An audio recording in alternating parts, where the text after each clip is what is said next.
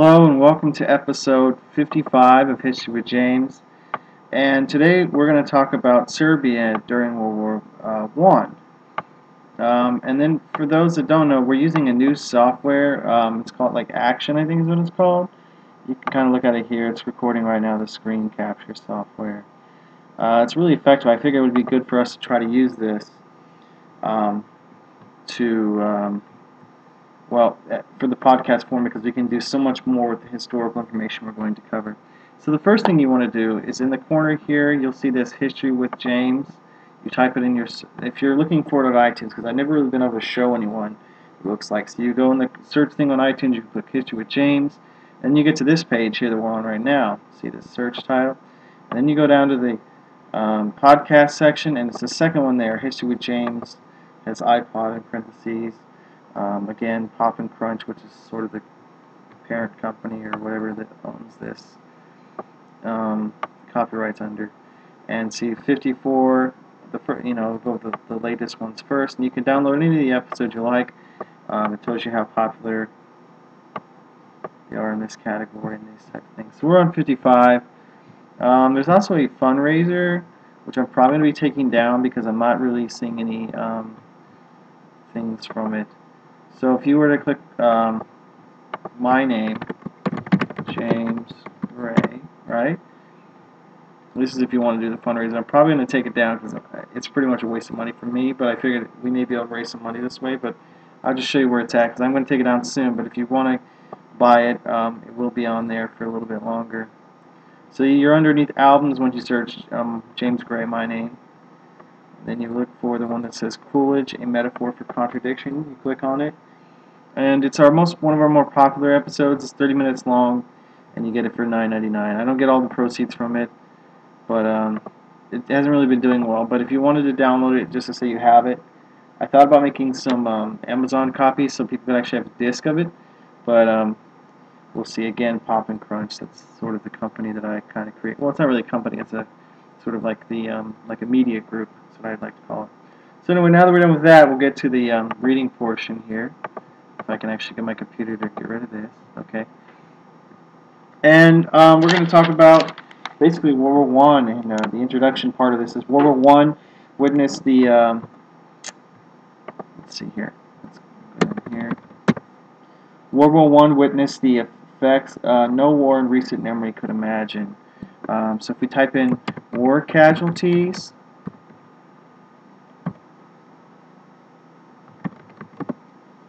WW1, okay, that 10 million soldiers would be killed. 10 million soldiers would be killed and another 20 million wounded, some of which would never be able to regain their previous health and confined to immense suffering. So if you look at the percentages of casualties of forces, you look at Russia, 76.3% of the force that was mobilized ended up being either killed or wounded. The British Empire, 35.8%. France, you look at 73.3%. Italy, a much smaller number. But if you look at places like Romania, let's do a quick highlight there. 71.4% of the forces mobilized. Again, this is the Allies. Serbia, which is one we're going to talk about today, 46.8%. France had a large percentage of casualties. So Russia, France, Romania, and the Allies, those are some of the bigger casualty ones. And if you look at how many people are killed, I think it's 1.7 million. France, 1.3 million. And then we go down to the Central Powers and look at Germany. Right here, Germany, I'll highlight the whole thing for you. 4.9% of its troops mobilized are killed or wounded. And then if you look at Austria-Hungary, amazing statistics here is 90% of the force mobilized. This number here, you see 90% of the forces mobilized by Austria-Hungary were either killed or wounded. So really, I'd say Austria-Hungary, they fought a recently war, let you know there. And then if you look at the United States numbers, total total casualties. I'm not sure it does not include numbers.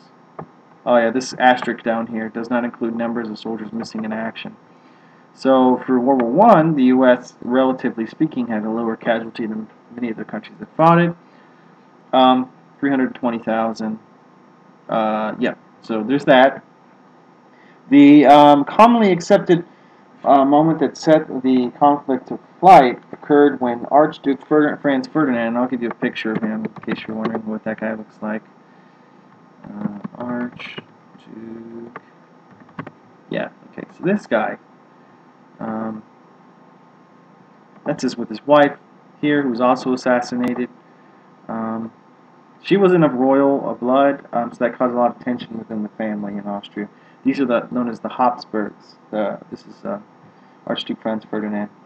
Occurred when Franz Ferdinand of Austria was assassinated by a Serb nationalist.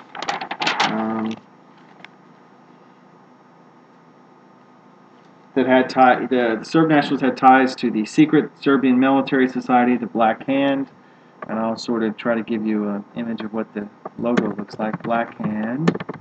Okay. Yeah. I think it's this one. So these are, I'm assuming these are the political leaders of the Black Hand here. Yeah, so I think these are some of the leaders of the Black Hand, who included a colonel and the head of the Serbian intelligence. This is largely viewed as an excuse for Austria-Hungary to attack Serbia, and Germany quickly joined her ally. Today, the invasion of Serbia is largely a side note to the war on the Eastern Front. Russia. On the Eastern Front, you had Russia, Austria, Hungary, and then you also had Germany. And then the Western Front, Germany mostly against France and Britain. That's largely the Western Front. Few realized the mass violence Serbia would suffer during the war, or its importance to the overall conflict. After all, much of the lead-up to World War I occurred in the Balkan Wars in Southeast Asia. So what we're Southeast Europe. What we're talking about is the Balkans. I'll give you a map of what the Balkans is. Some of the boundaries have changed, but just to give you an overall idea of what the Balkans looks like. That's not a good one. To give you a general idea of what the Balkans looks like, I'm looking for a good map. Okay, this is a pretty good one here. This is the Balkans here. Okay, this is Turkey, Bulgaria, Greece, Federated.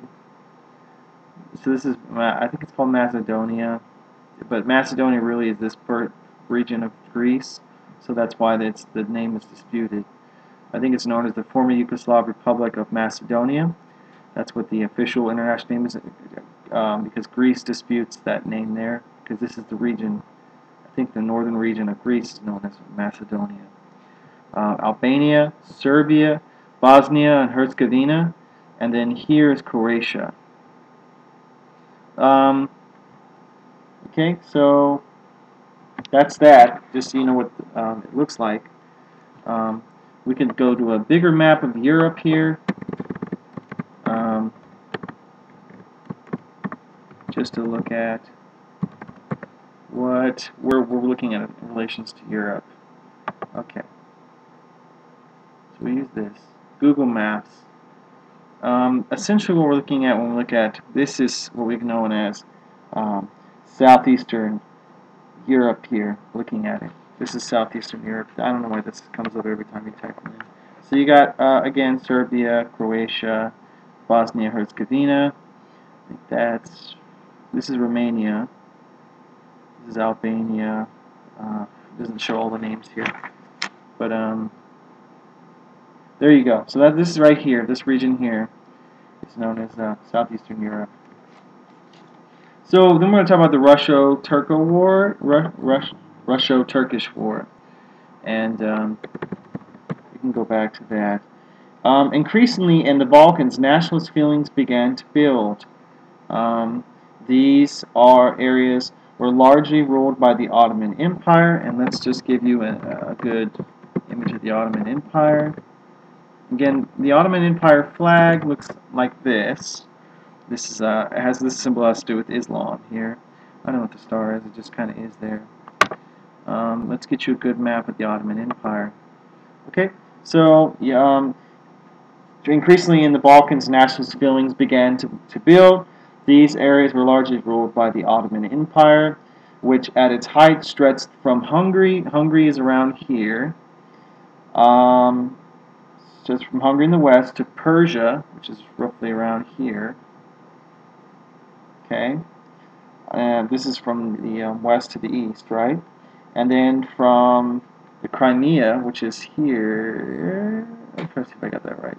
Yeah, that should be right. This is Crimea here. This is pretty crude map. Oh, I'm sorry. Crimea is up here. See, this map's kind of crude for me. Crimea is here. Okay, to Egypt in the south. Crimea would be lost to the Russians. Okay, so this part here. In the 1950s, Crimea went to Ukraine, but just this year, it joined Russia again. So this used to be part of Ukraine recently. Now, so it's been in the news. Crimea, this little sliver of land here, very fertile soil. The Turks in Istanbul now had a hard time controlling what remained of their empire. So let's just look at Ottoman Empire 1850, roughly, okay? If there's a good image, we'll look for one. Sometimes there isn't. Okay, so this is what the Ottoman Empire began to look like. 1878 are the purple lines, right? Territory 1878. I'm trying to think here. Oh yeah, this is territory lost in 1878, and then by 1914, this is what all that remained of the Ottoman Empire. So we could see a disintegration of the Ottoman Empire by looking at those maps. Right. So going back to the point we were making, the Turks in Istanbul now had a hard time controlling what remained of their European territory in the Balkans, as we describe this map here. We're looking at it one more time. This is the Balkans. They had a hard time controlling this area. Balkan nations like Greece, Albania, Bulgaria, Montenegro, Serbia, and Romania wanted to be free or add territory to their nations. So roughly these territories had already existed. I don't know why that map's still blurry. That's not a good map. We'll go back. Actually, you know what? Let's see what this one looks like. If it ever gets clear. Okay, so they had a hard time controlling, these territories in Europe here that they had for at least a couple hundred years owned. Right?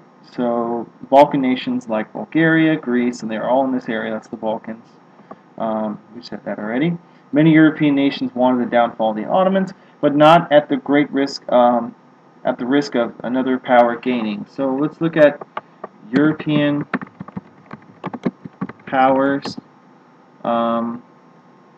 1914. Let's see what we can look at here. So this is essentially what the map looked like in 1914. Actually, what is this? Is this 1914? I'm not sure, but this is what it would look like largely. So essentially, right, this is they had a small portion of Bulgaria. I don't know. This is in 1914 because Bulgaria was an independent nation by 1914, but roughly the same size here. You can see. Well, if the Ottoman Empire lost all of this here, Russia wanted this, Austria-Hungary wanted this, and yeah, so there's a lot, like they didn't want to lose this Ottoman Empire so that Austria could gain more power, and then Russia would, of course didn't want Austria-Hungary to have more power, or Russia gained more power here, and Austria-Hungary became weaker. Okay? So, as the late great historian of World War I, Joshin Rimac, wrote, had there been fewer presumptive heirs, the empire might have well been destroyed long before it actually was. As matters stood, Turkey possessed a certain amount of insurance in the inability of her adversaries to agree upon a decision of the spoils. So a lot of this, you know, including this in here in the Middle East, Britain wanted territory in the Middle East, and France wanted territory also here in the Middle East of the Ottoman Empire. So they couldn't really agree upon it, and that's why the Ottoman Empire lasted much longer. To state a few things, the Turks were the rulers of the Ottoman Empire. Okay, so again, this is the Ottoman Empire, really small by the time the war starts, who, like the Austrians, ruled over a multi-ethnic empire. So let's just pull up a map of the Ottoman Empire again. Okay, and just a simple map here. Okay, alright, so let's just break it down here. This is what we're looking at here. These are Arabs, roughly, and this part here. So, yeah, so this is Iraq today, and there are Arabs here in the Saudi Arabia Peninsula. And here are Hungarians, Moldovans, Ukrainians, Tartars. Here, Romanians, Serbs, Croats, Greeks here, Armenians. Again, more Arabs here, or Barbers, as some people know, the northern people here on the place of it. So you see that it's a multi-ethnic empire. The other thing is that the inability of the powers, right? So we state like Austria is a multi-ethnic empire. The other thing is that the inability of the powers to agree upon the spoils of the Ottoman Empire would allow for the multi-ethnic empire to carry into World War I. So you look at a lot of what the Arab world had become around this time period, or for that matter, the Ottoman Empire. Right? This is roughly what it looks like during World War I. This is sort of a legacy empire, right? You know, a lot of this, I think this goes to Italy before the war. I think France owns, this is Algiers, I believe. But Algiers had two influences, I just can't remember all the two countries had. But it's roughly pretty small. But what allows it to carry on is, again, the Allies aren't allowed to agree on it. And the design of the empire is really crumbling. You have a lot of internal conflict within the Ottoman Empire at this time. The spoils would only be divided in the Treaty of Sèvres, and if we want to see what the Treaty of Sèvres does, there's a podcast episode we did on the Treaty of Sèvres. Okay, let's just look at this. This is how absurd the Treaty of Sèvres was. It basically limited the existence of the Turkish territory. Turkey would look something like this. Okay, this is the Treaty of Sèvres, where they divided up the empire. This is Greece, this is Britain, and then you got French, which is the purple. So basically, this would all be what the Turks would be left with. Now, this wasn't acceptable to the Turkish nationalists. So then we had the Treaty of Lausanne, which is also where a certain professor will talk about when taught at. So the Treaty of Lausanne, as some people call it. See if we can find an appropriate image. Sometimes we just can't. Okay, let's see if we can get that there. So the Treaty of Lausanne basically gives this and calls it Turkey. Iraq is given to the British, and here in Syria is the French, and so forth and so on, right? Because they were able to resist. We cover this in the Treaty of Sèvres episode. So, right, so the spoils would only be divided in the Treaty of Sèvres and the Treaty of Lausanne by the Allies much longer after the Treaty of Versailles in 1918. The Treaty of Lausanne is July 1923. I've highlighted it for you there. That's a long time after the hostilities of 1918. Yet this did not stop Russia from acting in support of their fellow Slavs, a group of Eastern European peoples. Let's just pull up a map of Slavs.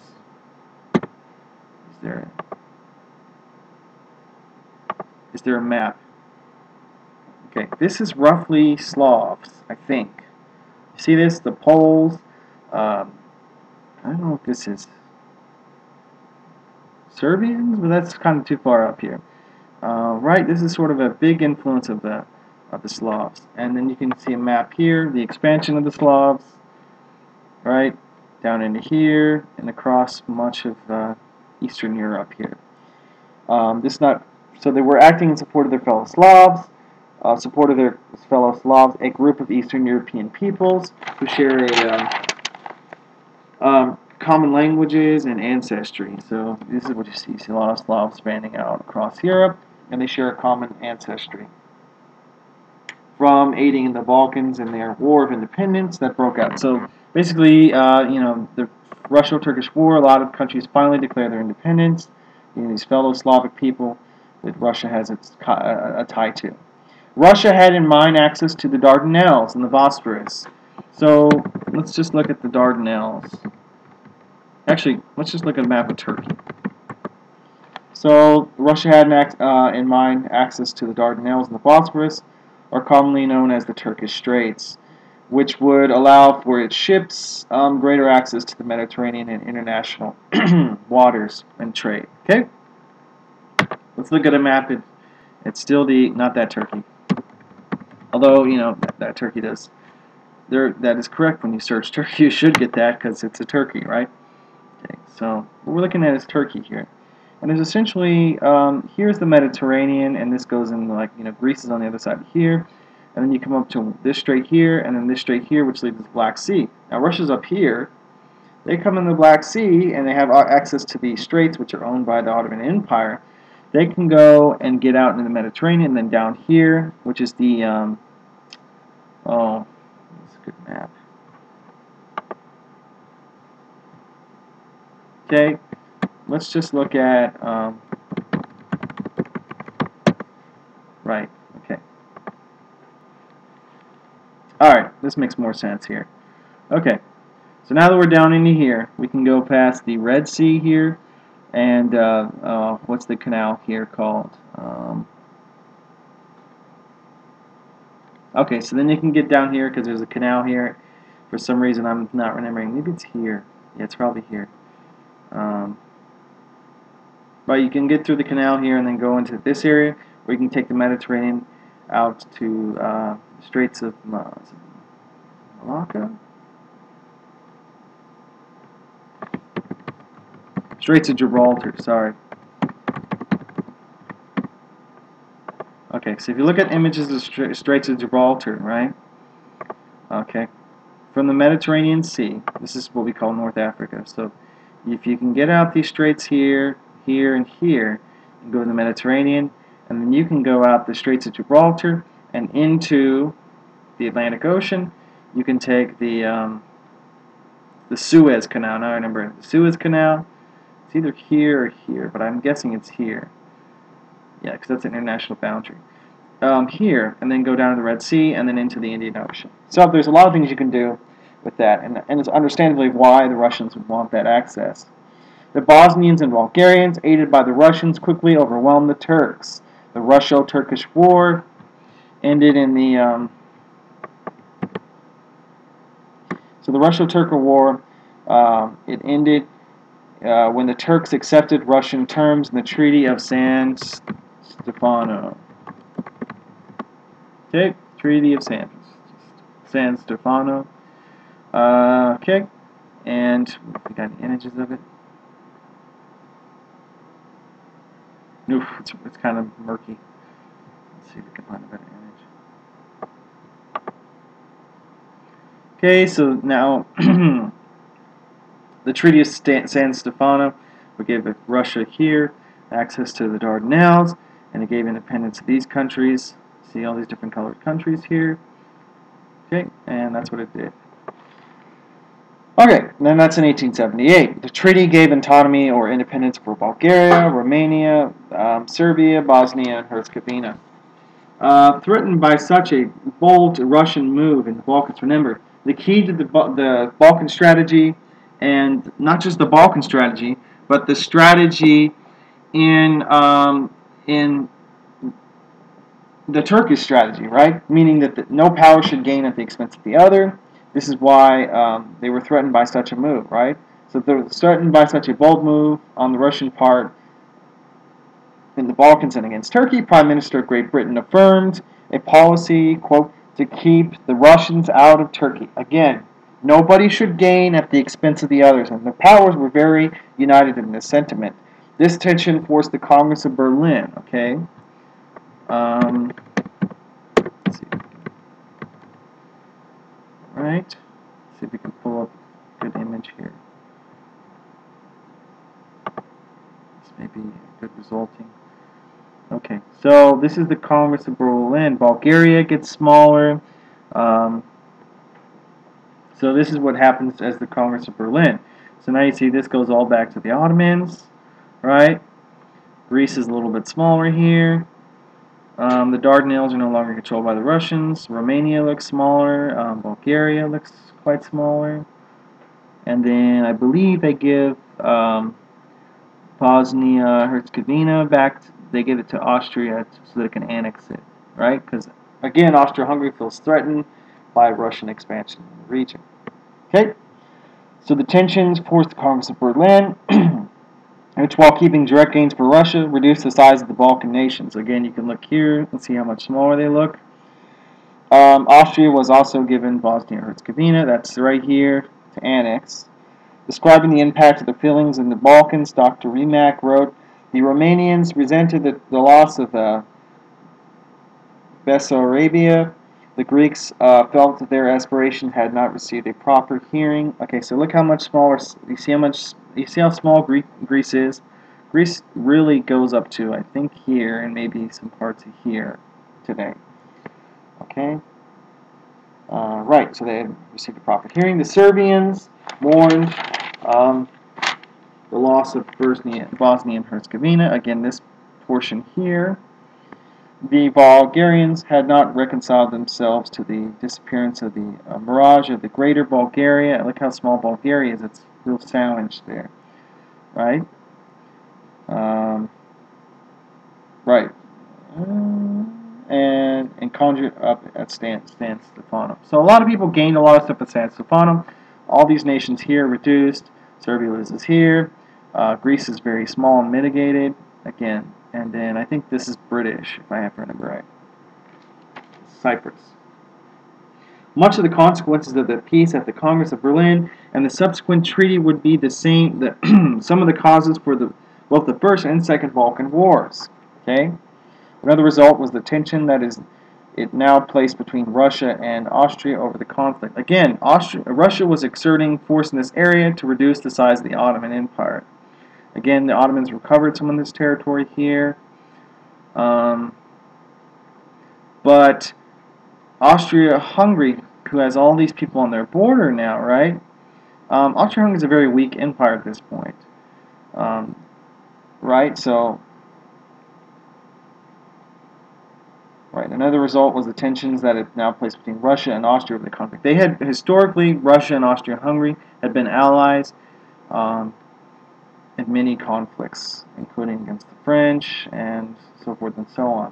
This is after the Napoleonic Wars. These two countries had been very close.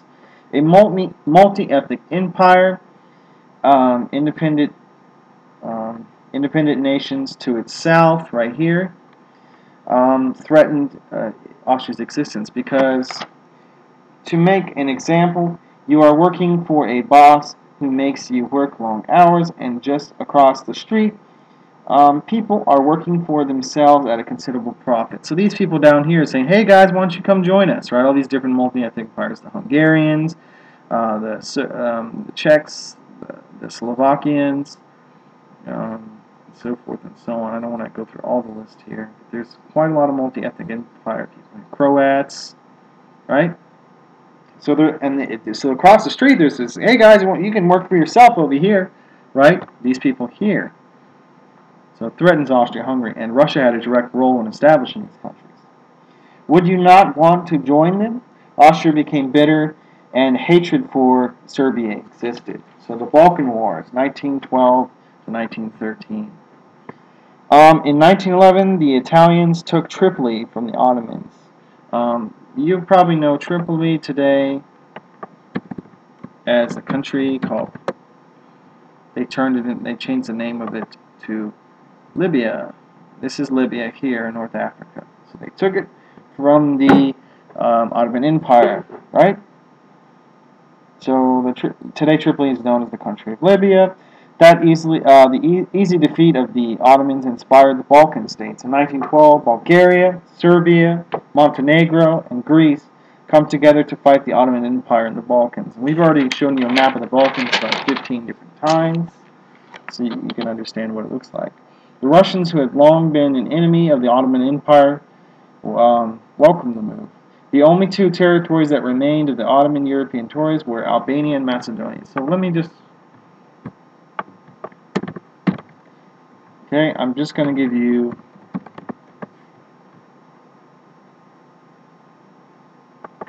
Okay, just a smidgen of... Okay, you know what?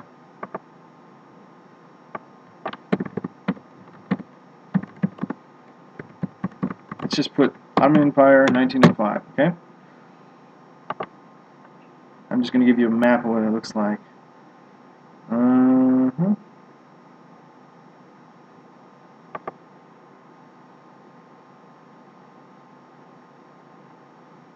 This will come up. Okay, so Albania is roughly around here.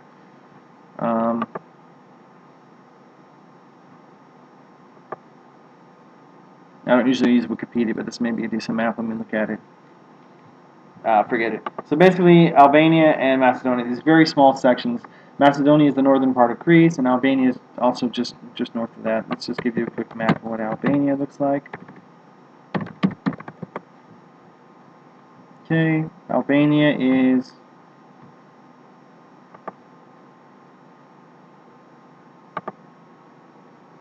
Okay, right there, Albania. Okay, and then Macedonia is right here. Alright, so that's what the last two remaining territories of the Ottomans. Right, so we said that already. The Russians... Right.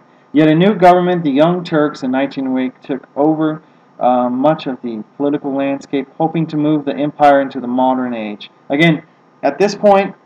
Sorry, I shouldn't have done that. At this point...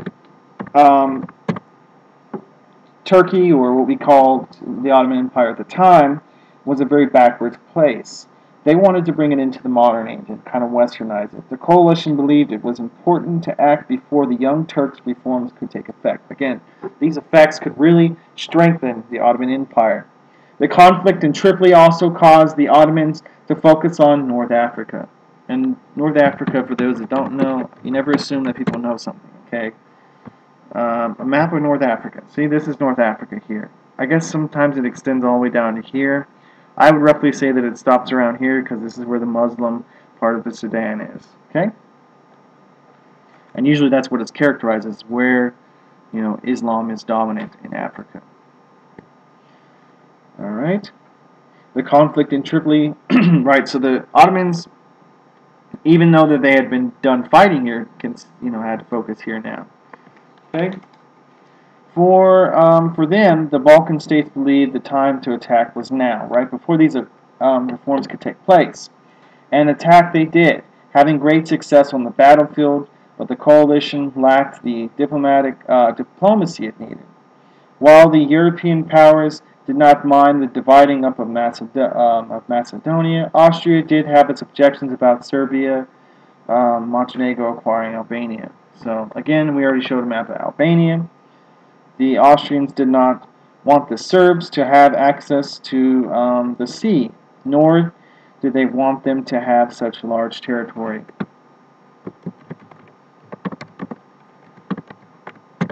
Okay, let's just look at Serbia, right?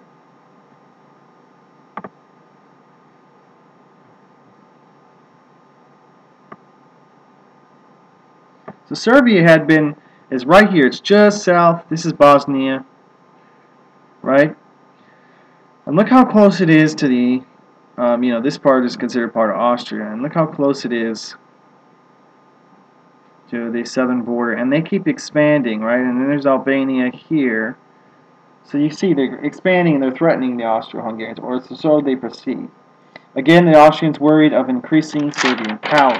Look at that. So they take parts of Albania. They have parts of Macedonia here. They're just getting bigger and bigger. And this certainly threatens a weak multi-ethnic empire like the Austrians. The peace treaty concluded in 1930, just a year before World War I, gave away all of the remaining Balkan territories of the Ottoman Empire. Simply put, the powers were able to prevent the eating.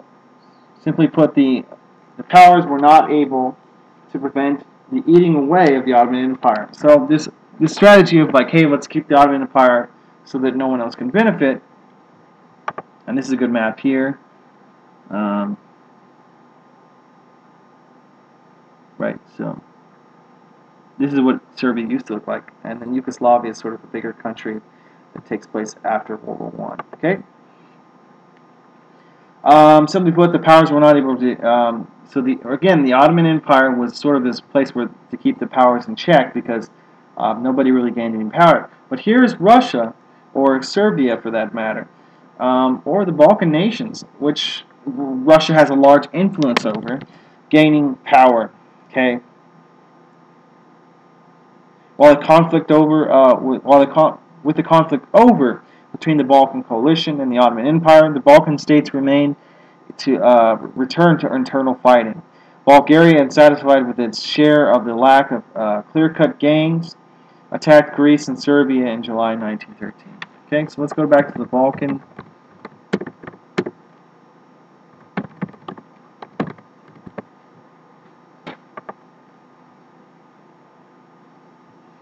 Alright, there's a good map. Alright, so look, here's the map.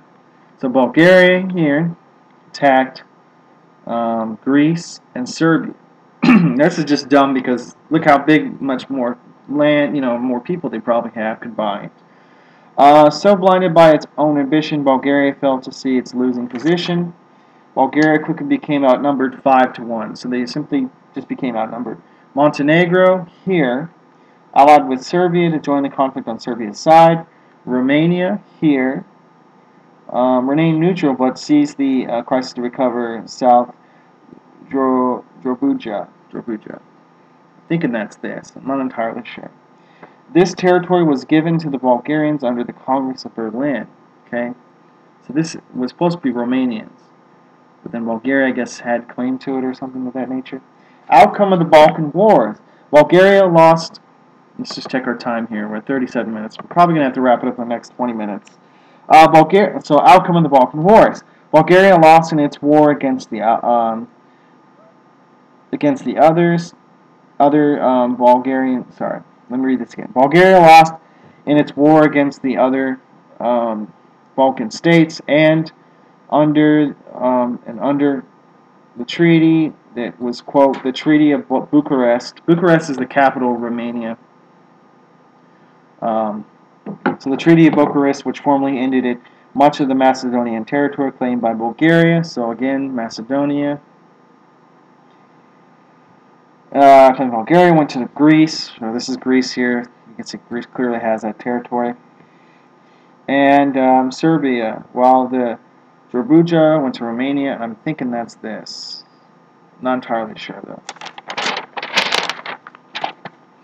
Albania was left. This is Albania. Was left with a small and with little independence. Okay, so it's not really that independent.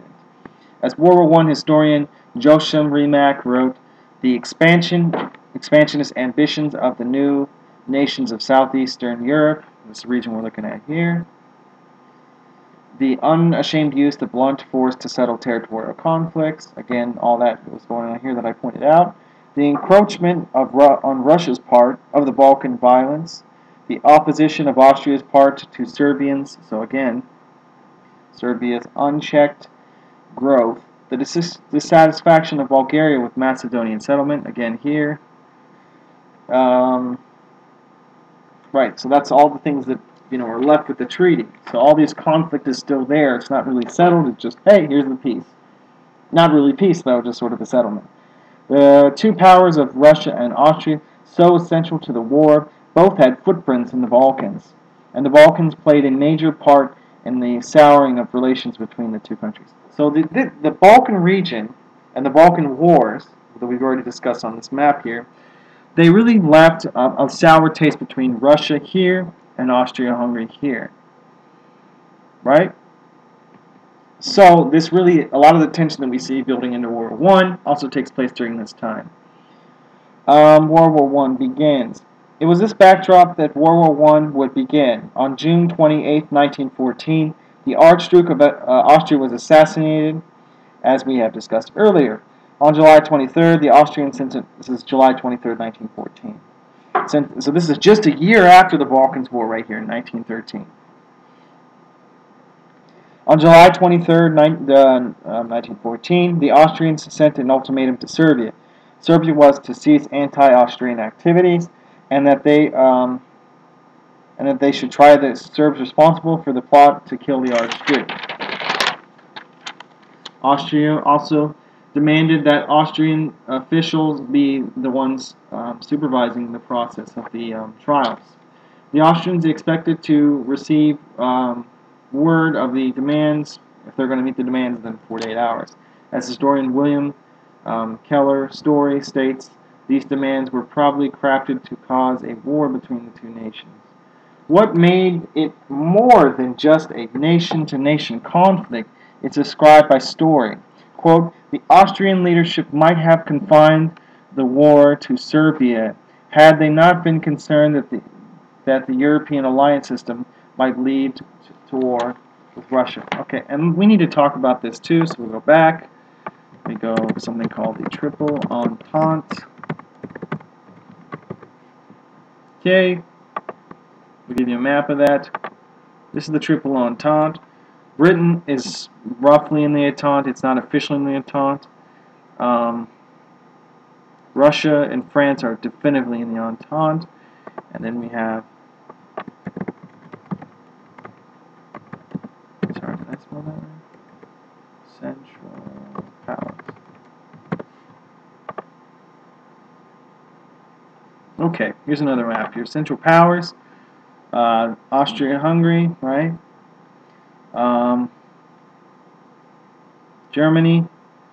Of course, later on, we get into the other parts. So for now, just two clear powers of these alliances, right? It was under this pretext that Austria appealed to Germany, the two mutual allies.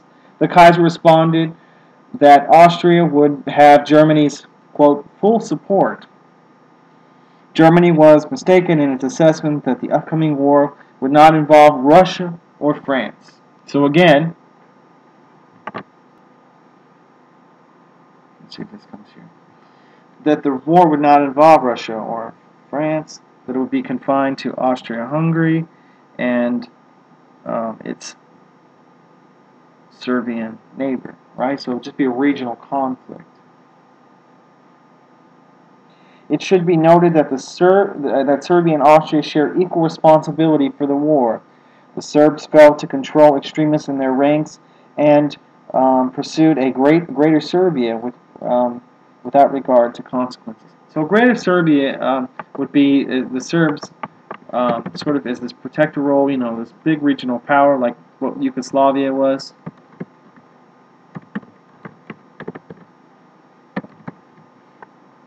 Okay, let's just look at what this looks like. This is Yugoslavia, roughly. You see all these little places here? It's sort of a greater Serbia in some sense, right? Of course, this didn't occur until after World War I. So they didn't check they didn't really look at the consequences of trying to create this vast Serbian expansion. And of course, Austria was threatened by this, but Austria also had a vested interest in going to war with Serbia. The Serbians in turn appealed to their ally in Russia. What would Russia do? On July 25th, as the deadline was nearing, the Russian government announced it was taking quote, preliminary steps to mobilize its armed forces. Russian soldiers were put on alert, and some reservists in western Russia were ordered to report. While it was not a full-scale mobilization, Serbia became more brazen and rejected the Austrian diplomatic action. Right?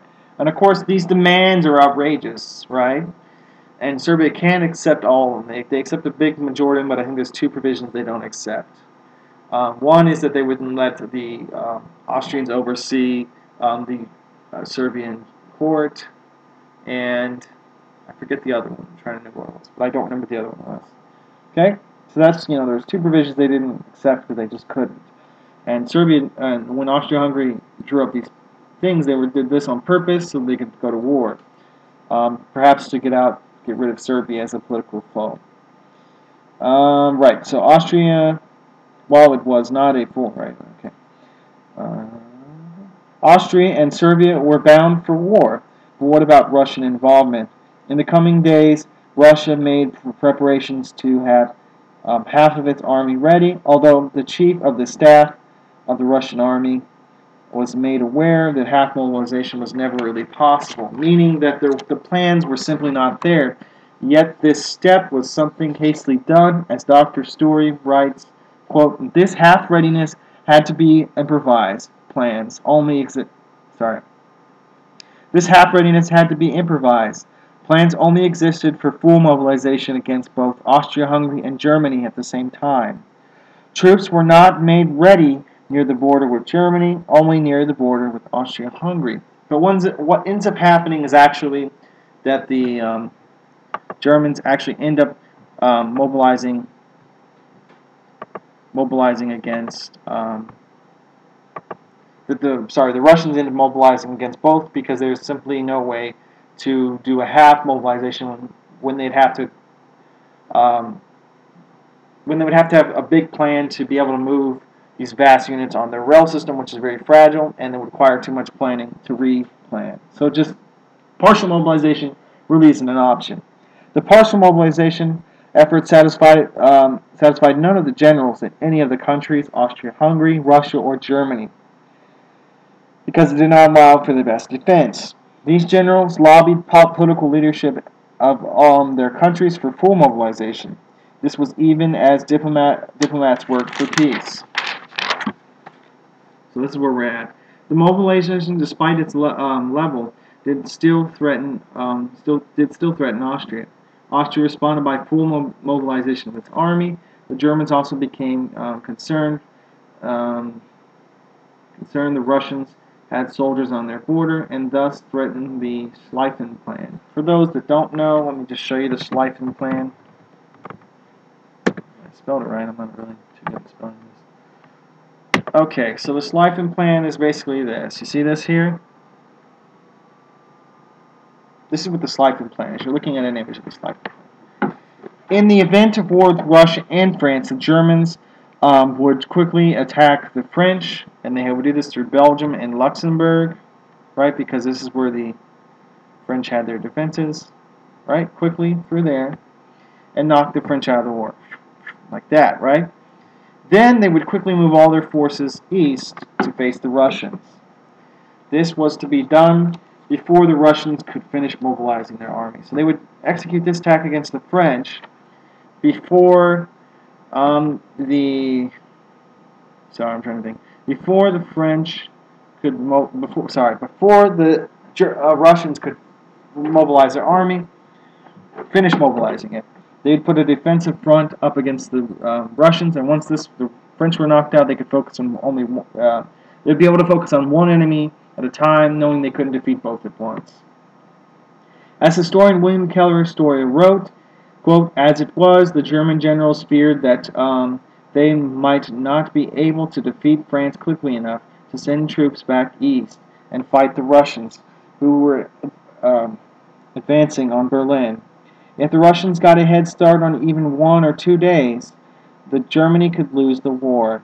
Timing was key to the German war strategy, and even a small, quote-unquote, head start by the Russians, they believed, could spell disaster.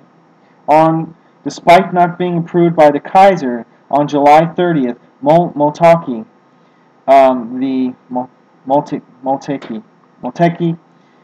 the head of the German general, the lead German general, communicated with the Austrians, his Austrian counterpart, to inform him that if Austria went to full mobilization, the Germans would follow the lead. So on July 31st, the Austrians mobilized the army. Just checking the time here. We're probably going to have to wrap this up, but we'll get to a good stopping point. It was thus that the Russian government, so on July 31st, the Austrian mobilized the army. It was thus that the Russian government, along with the French ambassador, persuaded Tsar Nicholas to move his army to full mobilization. On July 31st, the Russian army began full mobilization. Germany responded with one last diplomatic move. If Russia did not stop its military call to arms, Germany would react with its own.